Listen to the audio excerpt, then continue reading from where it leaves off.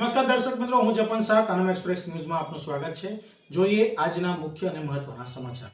ગૌરી વ્રતના બીજા દિવસે કરજણમાં ઉમટી ભીડ। સ્વામી વિવેકાનંદ તળાવ કિનારે ભક્તિ અને ઉત્સવનો માહોલ। કરજણમાં ગૌરી વ્રતના બીજા દિવસે કરજણ શહેરમાં ભક્તિમય અને ઉત્સવમય માહોલ જોવા મળ્યો। કરજણ નગરપાલિકા દ્વારા નગરની માતાઓ, બહેનો અને દીકરીઓ માટે વિશેષ અને આકર્ષક આયોજન કરવામાં આવતા મોટી સંખ્યામાં લોકો સ્વામી વિવેકાનંદ તળાવ કિનારે ઉમટી પડ્યા। જૂના બજાર વિસ્તારમાં આવેલા સ્વામી વિવેકાનંદ તળાવ ખાતે ગૌરીવ્રત નિમિત્તે સુંદર લાઇટિંગ, મ્યુઝિક સિસ્ટમ તથા અન્ય જરૂરી સુવિધાઓ સાથે આકર્ષક વાતાવરણ તૈયાર કરવામાં આવ્યું છે। વેરાઈ માતાના મંદિર પ્રાંગણમાં કુમારિકાઓ, દીકરીઓ અને ભૂલકાઓની ભારે ભીડ જોવા મળી હતી અને સમગ્ર વિસ્તાર ભક્તિભાવથી ગુંજી ઉઠ્યો હતો।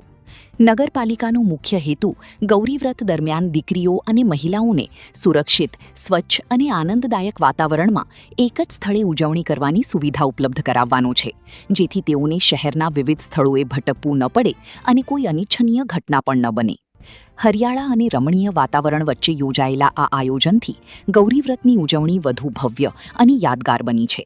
નગરપાલિકાની આ પહેલને નગરજનો તરફથી સારો પ્રતિસાદ મળી રહ્યો છે। આગામી દિવસોમાં પણ મોટી સંખ્યામાં માતા બહેનો તથા દીકરીઓ આ આયોજનનો લાભ લેશે તેવી આશા વ્યક્ત કરવામાં આવી રહી છે। રિપોર્ટ મનોજ દરજી, કરજણ। આજે કરજણ નગરપાલિકા દ્વારા બહુ જ સરસ આયોજન કરજણમાં કરવામાં આવ્યું છે, જેથી નાની બાળકીઓ જે છે તે તળાવની ચોફેર ડીજે નું સુંદર આયોજન કર્યું છે અને વેરાઈ માતાના મંદિરે ખૂબ સરસ લાઇટિંગ કર્યું છે, જેથી બધા અહીંયા આગળ રમી શકે અને બહાર ના જાય અને અકસ્માતનો ભય બી ના રહે એ રીતે ખૂબ સરસ આયોજન કરેલું છે અહીંયા આગળ, અને બધા અહીંયા આગળ એકલા ખુશખુશાલ કરે છે।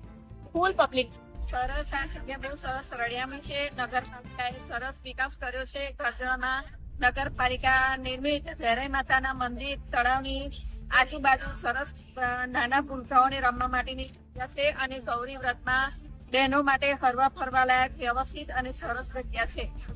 અને જે ડીજે મૂકવામાં આવ્યા છે એ કેવું લાગે છે મેડમ તમને?